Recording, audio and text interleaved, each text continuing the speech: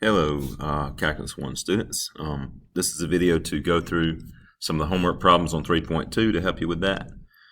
So let's get to it. All right, number one, this is something you can already do.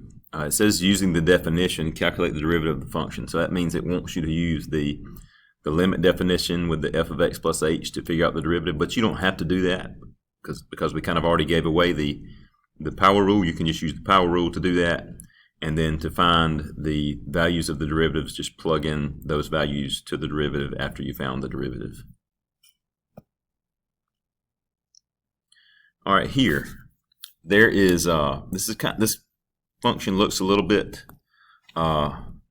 strange, or maybe it's like, how do I do the derivative of that? You can use the power rule. If you will just rewrite this function as g of t equals, instead of 6 over t cubed, just write it as 6t to the negative 3.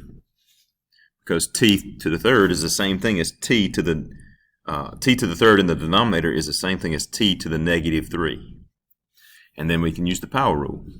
So g prime of t would be, bring the negative 3 down, it's negative 18 t to the what? Subtract 1 from negative 3, and we get negative 4. So negative 18 t to the negative 4, or you could rewrite that as negative 18 over t to the fourth, if you prefer to write it that way. Then just plug in these values into that derivative to find your answers. All right, again, same kind of situation, but how do we apply the power rule to this? Can we apply the power rule to this, or do we have to do the limit definition? We can do the power rule. I'm going to show you how you can rewrite this function p of theta. Just split it up as the square root of 7 times the square root of theta, and then you can rewrite that as the square root of 7 theta to the what power? What power would, like theta to the what power would be the same thing as the square root of theta? Theta to the 1/2 power. And now you can apply the power rule. So p prime of theta would be, bring the 1/2 down. If you bring the 1/2 down in front, it's 1/2 the square root of 7. And then theta, you have to subtract 1 from that, right? 1/2 minus 1 would be negative 1/2. So theta to the negative 1/2. Okay, then if I make a couple of, maybe make a couple of rearrangements or simplifications to that, I could rewrite that as the square root of 7 over 2 square root theta, which is the same thing.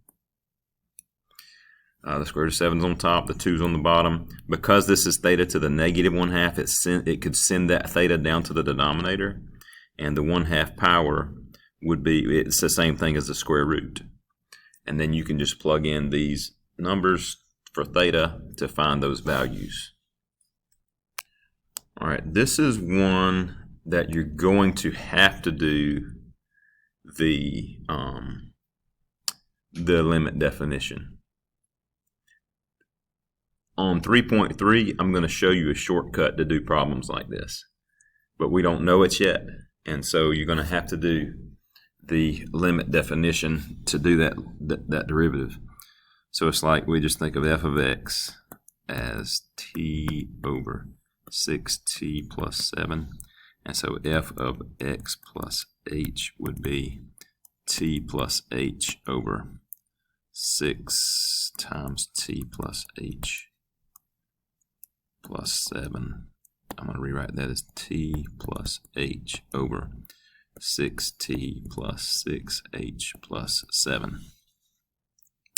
And now I do f of x plus h minus f of x over h.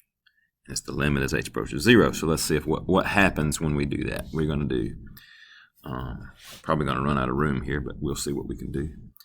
We're going to have, so then this would be t plus h over 6t plus 6h plus 7 minus t over 6t plus 7. All right, we got to get a common, and that's all over h. I got to get a common denominator, so I'm going to multiply the denominators by each other. You got to do the same thing to the top.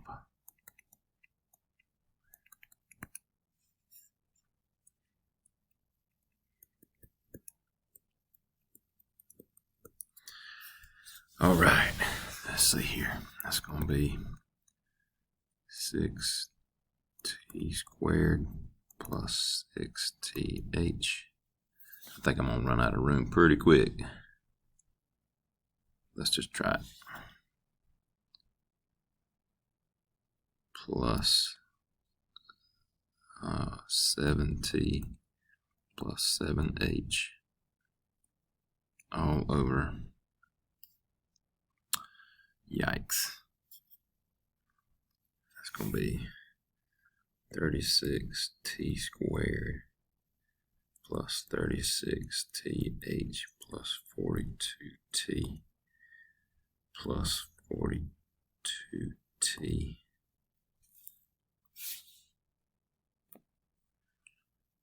plus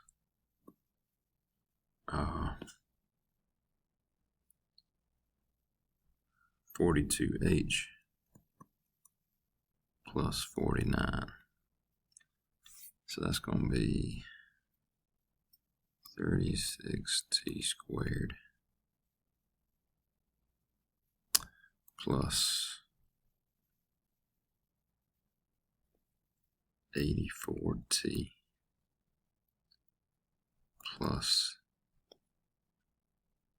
49 plus 36th plus 42h. Okay, I know I rearranged it a bit there, but that shouldn't be much of a problem. All right, minus 6t squared plus 6th plus 7t all over that same thing.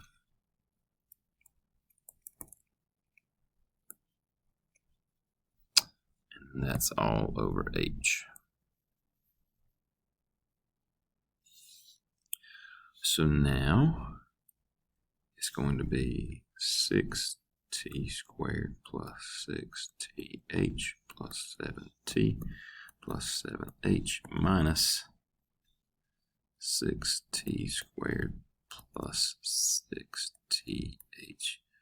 plus 7t all over 36t squared plus 84t 49 plus 36th plus 42h all over h.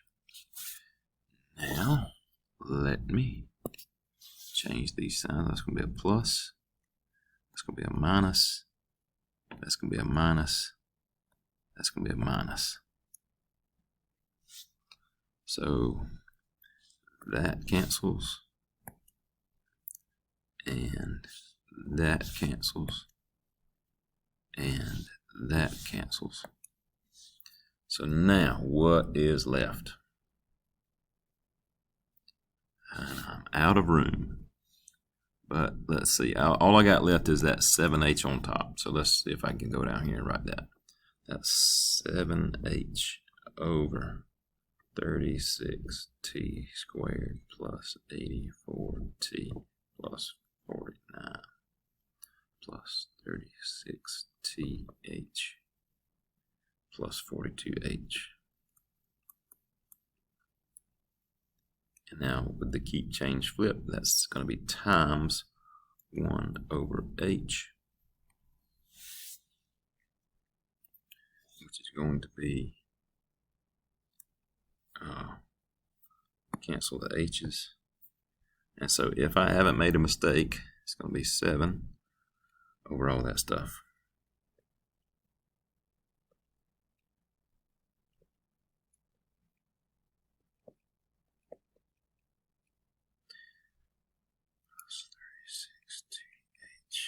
plus 42h.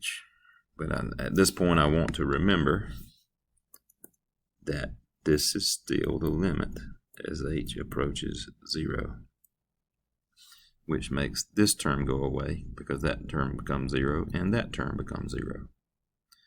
So I'm left with 7 over 36t squared plus 84t plus 49. That's the derivative. You should be able to type that into this box just that way and say a prayer and hit check, answer, and hopefully it'll say excellent, green check mark. Yeah, hopefully that'll do that. All right, number 5 is straightforward. It's just a derivative that you're plugging a value into.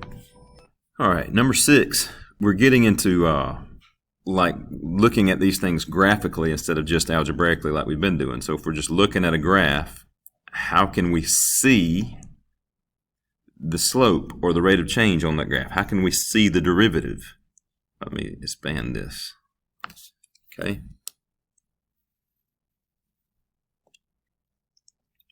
All right, so think about looking at the tangent line right here. There's a tangent line. It's like a pretty high positive value. So maybe I'll just put, I don't know if this is exact value, but it's all relative anyway. So it's kind of relative to other things. So let's just say this is a high positive value. What about here?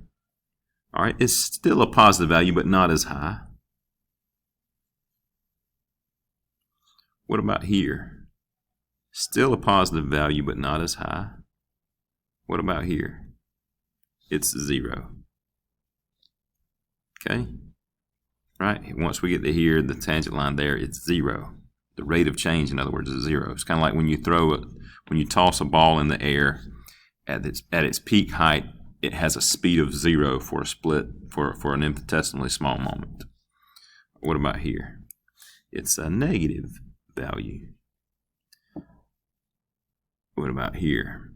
It's a more negative value. It's a little more negative, a little more steeply negative, so a little more negative.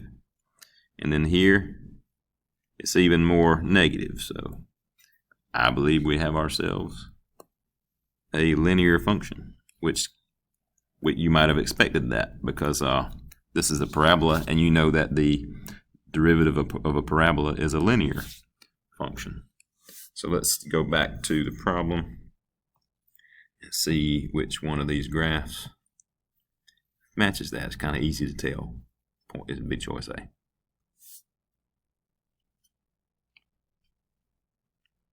All right, a similar problem. All right, but now we're looking at this graph, and let's kind of follow a similar process. Okay. What do we have, like, right in here? It's a pretty high positive value. Right here is kind of pretty much the same. Right in here is getting to be a less positive value. What about here? It's 0, and maybe I should have started this closer to 0. So it's a positive value. It's about the same, maybe a little less, and then a little less, and then 0. What about here? It's a slightly negative slope. What about here? A more negative slope. All right. And then somewhere right in here, it kind of hits its most negative and then starts kind of becoming less negative again. So it's becoming less negative. Until what about here? What's the slope here? It is 0. And then it's positive again and becoming more positive. So it's slightly positive, then it becomes its most positive, then it becomes less positive, right? It's a very slight positive slope. The most positive it can be, in other words, the steepest positive slope right here, and then not a very positive slope anymore, but still somewhat positive. So it's becoming positive, more more positive, but right in here it reaches its maximum positivity or maximum positive value. Then it becomes less and less positive until what is it here? It's 0 again right there. And maybe I'm kind of not putting my dots exactly in the right places. Then it's negative and becoming more negative again. So we should have a derivative graph that looks something like this.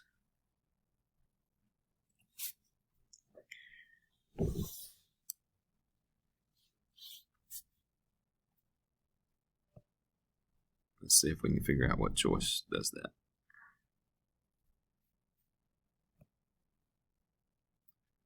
I think I'm liking choice C right there.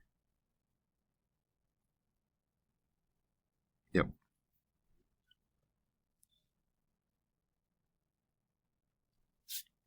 Okay. All right. At this point for number 8 and some of the following questions, I need to teach you something, and it is that there are some points that are not differentiable. You can't, in other words, the derivative does not exist at those points. A derivative does not exist or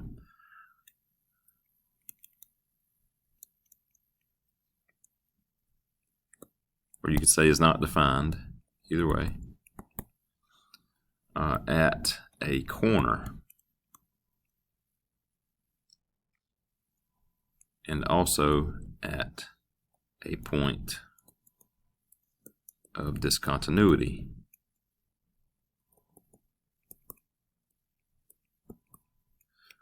Okay, so in order to have a derivative, in order to have a defined derivative, the function needs to be continuous at that point, and it needs to not arrive at some sort of a corner at that point.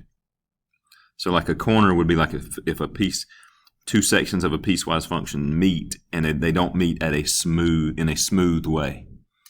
We could say it a derivative needs continuity and smoothness. We might call those two conditions differentiability.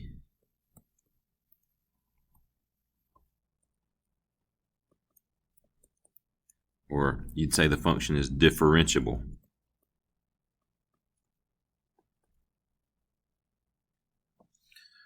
Differentiable.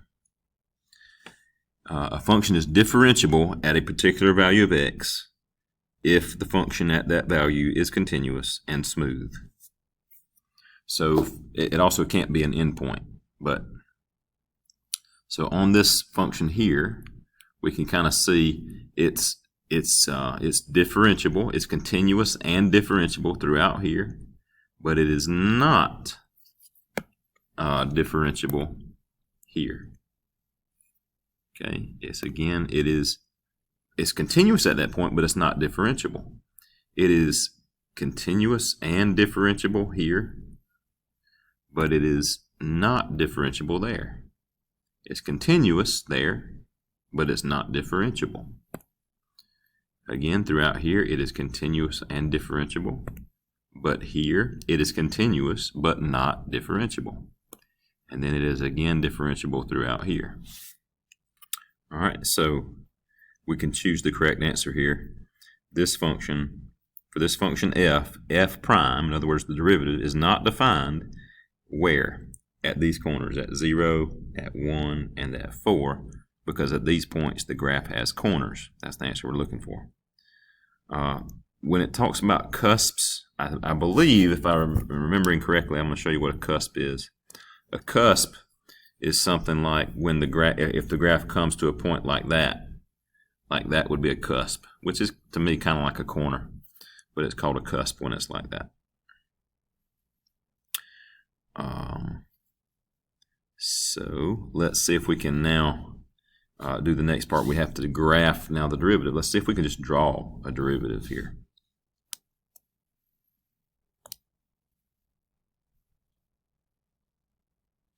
All right.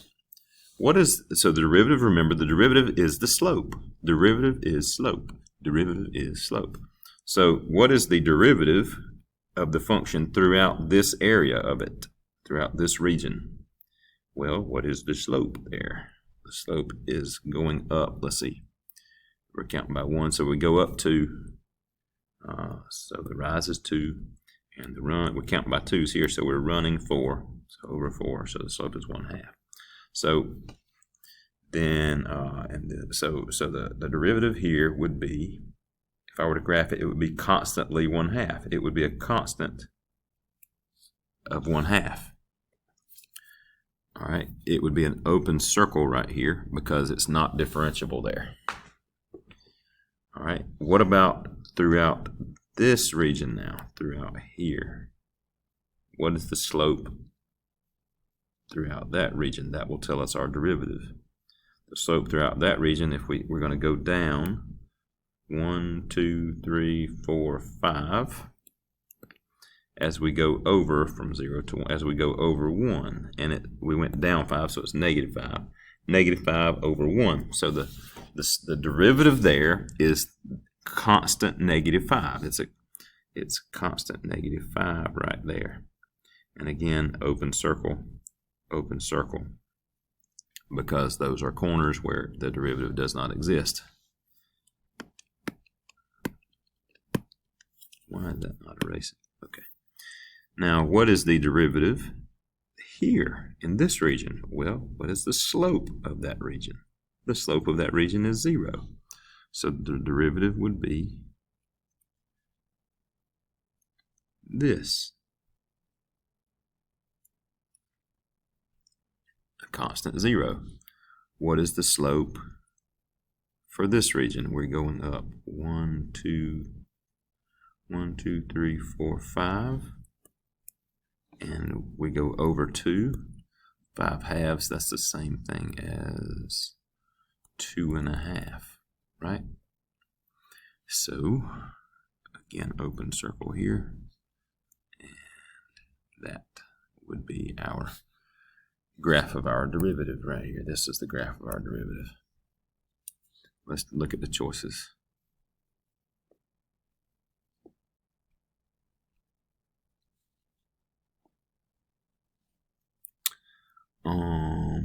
I'm liking choice A, I think. And yes, the answer is choice A. I was thinking choice C looked pretty decent too. I kind of had to think to myself whether or not we should define the slope at these endpoints. And you can define the slope at the endpoints there. It's just whatever is leading up to that endpoint.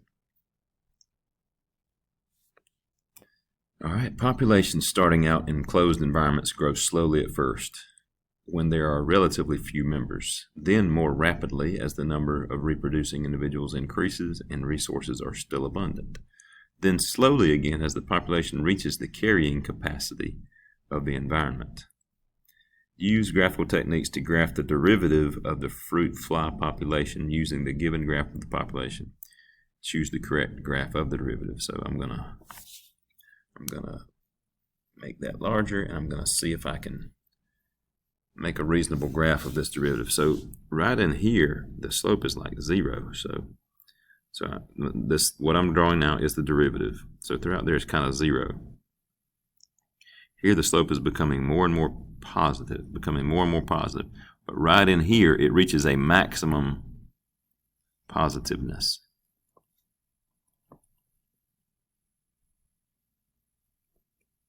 For slope. And then throughout here, it's getting less and less positive until up here it's almost 0 again.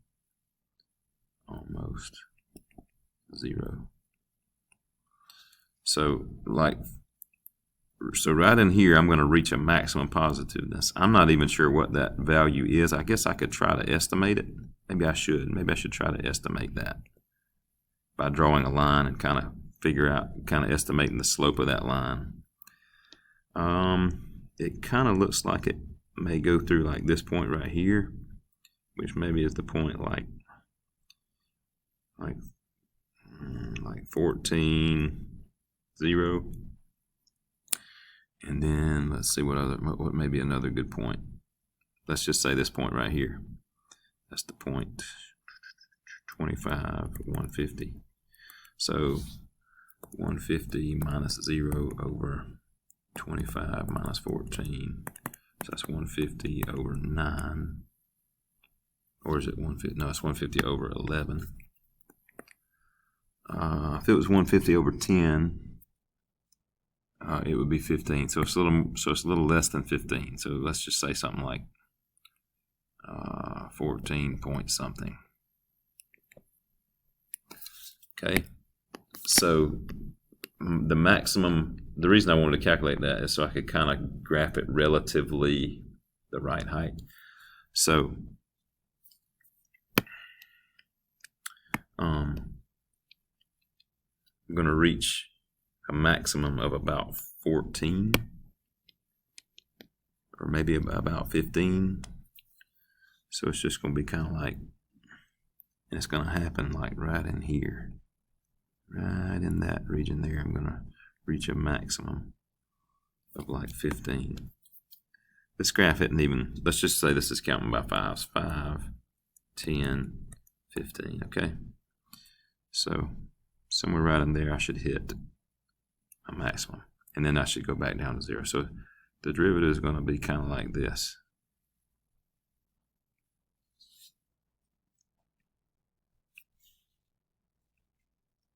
Let's go back and see.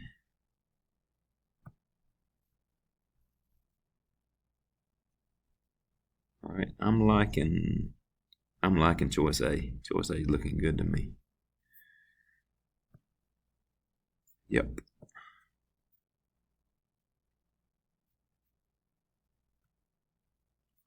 During what days does the population seem to be increasing the fastest? All right, it seems to be increasing the fastest to me right in right, well, if we were looking at this as this is the slope, which is the rate of increase, it's increasing the fastest at the maximum of the slope. So in this region here, if we look back at the graph of the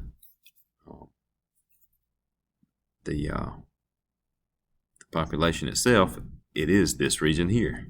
It's the same thing. The maximum slope is the same thing as the maximum value of the derivative. The maximum steepness of this population is the same thing as the maximum value of the derivative, which was somewhere right in this region here, okay? So it looks like somewhere between 20 and 30.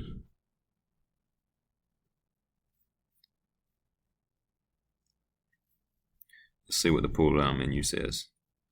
During days 20 through 30 looks like a good answer. What about the slowest? All right.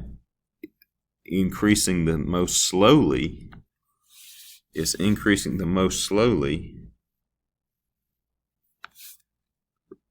at the least values of the derivative, or the least steep values of the population, which is going to be right in here and also right in here. Right? When the derivative reaches its least values, or when the population has the least steepness. So let's see what the pull down menu says. Somewhere between day 0 and 10, and days let's see, certainly not 20 through 30. That's the fastest. 0 and 50. Slowest during days 0 and 50 is a good answer. Like at day 0 here and at day 50 here.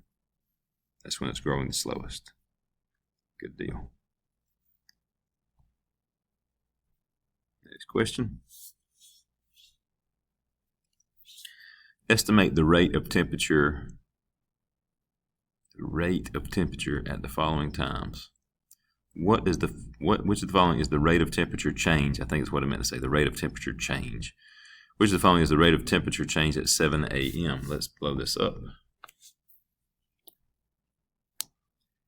And let's take a little snapshot of it so I can draw on it. At 7 a.m. So 6, 7, 8, 9. So this is 7 a.m. So, like, what's the slope of that tangent? If I kind of draw this as a continual tangent line,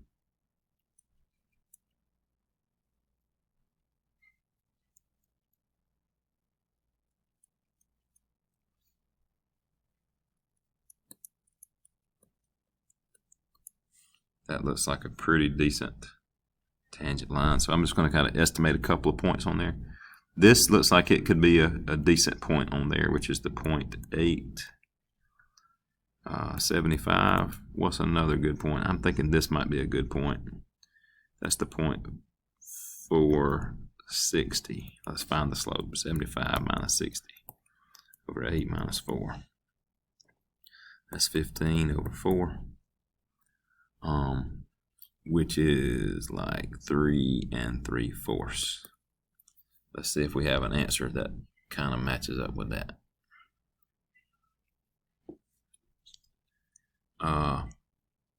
Well, I don't really have an answer that matches that very well, but I can at least, I mean, all these answers are very far apart. I know it's not negative, so I can eliminate negative 11.8. I can eliminate negative 1.8, and I know it's not 11.8 degrees per hour, so I'm thinking 1.8 degrees per hour looks like the best choice there.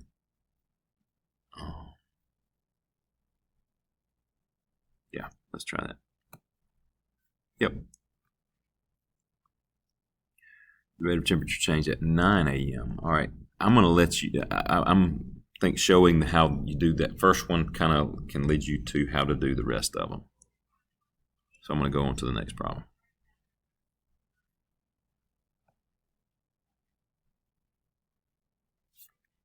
All right, it says determine if the following piecewise defined function is differentiable at x equals 0. So we have to answer these two questions. To be differentiable, it needs to be continuous and it needs to be smooth. So let's see if we can determine that.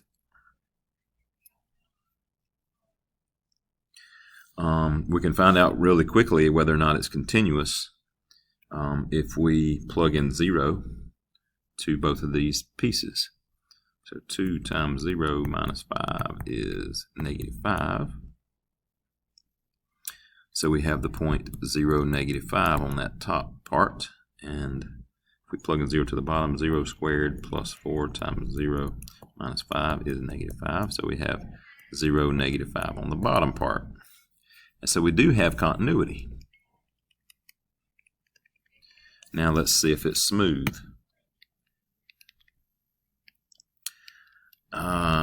I think I can probably give you a shortcut for determining whether it's smooth without having to graph it. Find the derivative there and the derivative there. And I think that's what this is taking you through. As h approaches 0 from the right, that means you're to the right of 0, which is going to be, if you're to the right of 0, that's the top part. So what's the derivative of the top part? Okay, the derivative there is, use the power rule, is 2. So the answer for this box would be 2. I'm pretty sure the next one's going to say the limit as h approaches 0 from the left.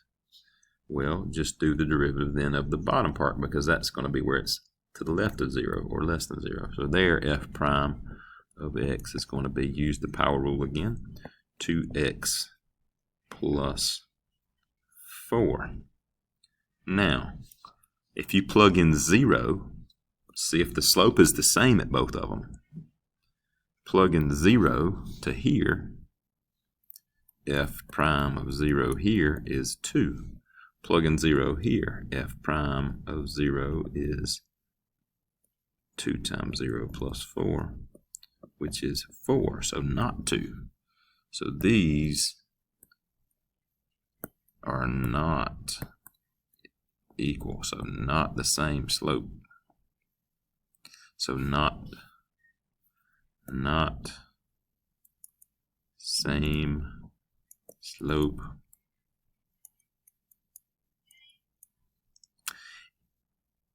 and so that means that they are not smooth.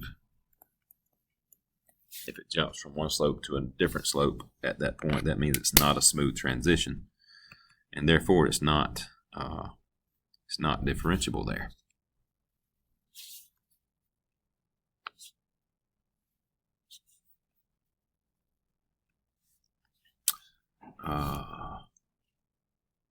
What did we say that was? That was 2.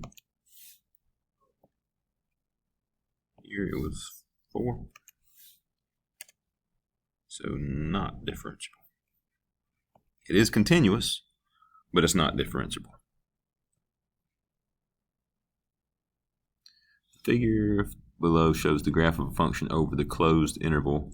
Complete these parts. At what domain points does the function appear to be differentiable? So this thing is differentiable throughout this smooth curve here. So from -5 to 0, including the -5, but not including the 0. And then from 0 to 6. So -5 to 0 and 0 to 6, that would be choice C. At what domain points does the function appear to be continuous but not differentiable? Well, it's continuous throughout here. It's not continuous at 0, and it's continuous throughout here. So it's actually continuous at the exact same places that it is differentiable. So there are no domain points where it's continuous but not differentiable. There's none of those, because it's not continuous and not differentiable here at 0. But all the rest of the points are continuous and differentiable. So there's no points that are one and not the other. At what domain points does the function appear to be neither continuous nor differentiable? That would be at this point here at x equals 0.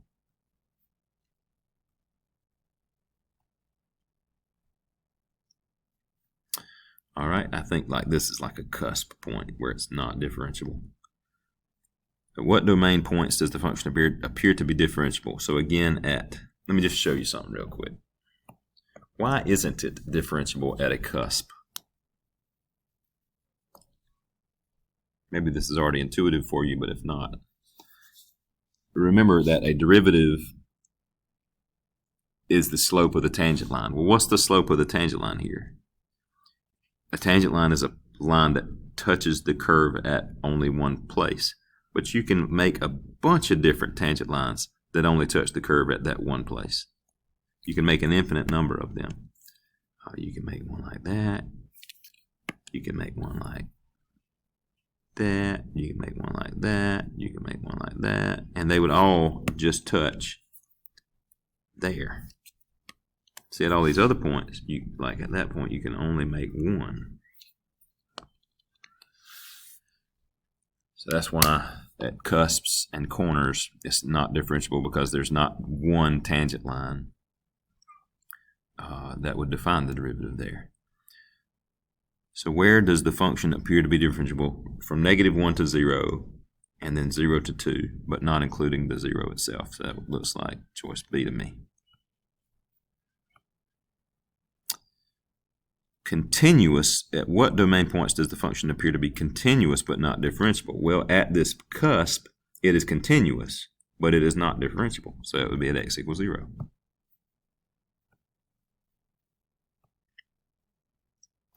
At what domain points does the function appear to be neither continuous nor differentiable? So not continuous and not differentiable. Well, the thing is continuous over its whole domain, so none.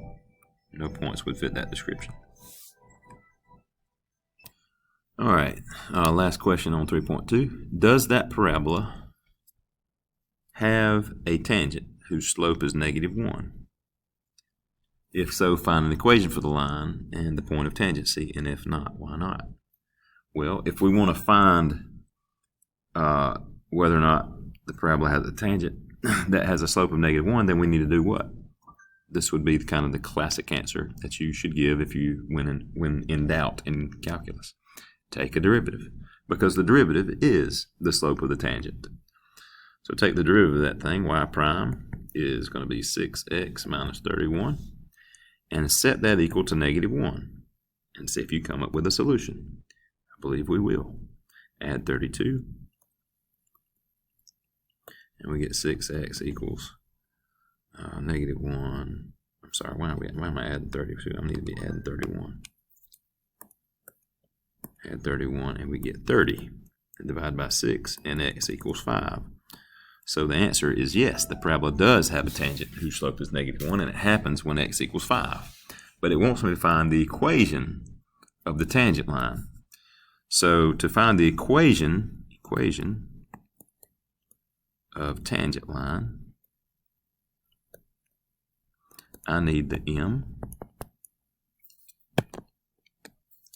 and I need the b. So what is the m there? That means I need to go back to my derivative again and plug in 5 to find the slope of that tangent line at that value of x. So it's 30 minus 31. Actually, I should have already known this. It's -1. That's kind of what I just figured out. It's -1. So m is -1. What is b? Well, to find b, I need to do y equals mx plus b.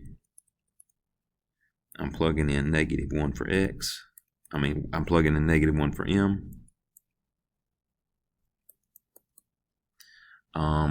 I know what I'm plugging in for x. I'm plugging in 5 for x. But what do I plug in for y in order to find b? How do I know what to plug in for y? I'm going to have to figure out what the y coordinate is there in order to know what to plug in for y. So then I have to go back to the original parabola function and figure out what the y coordinate is when x is 5. So plug in 5 for x there.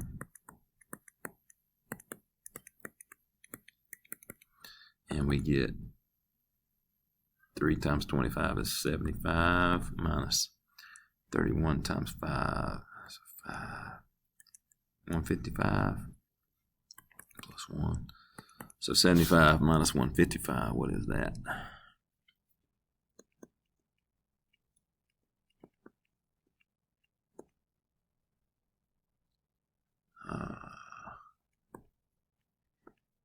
Gotta remember how to subtract. It's 80. So 80, -80 actually, plus 1.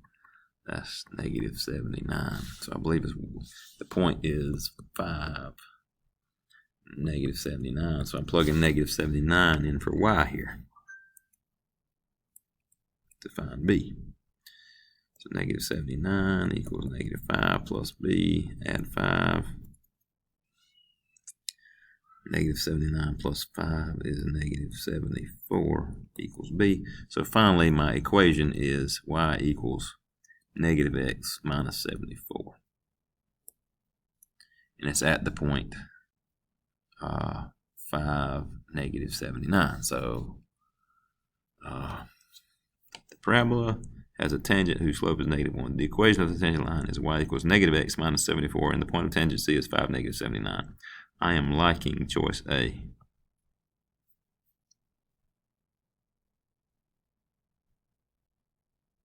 That is correct. So that takes us through all of the homework problems I believe that we needed to go over in that section. Hopefully this helps you complete that homework successfully. Good luck on it. I'll see you again next time.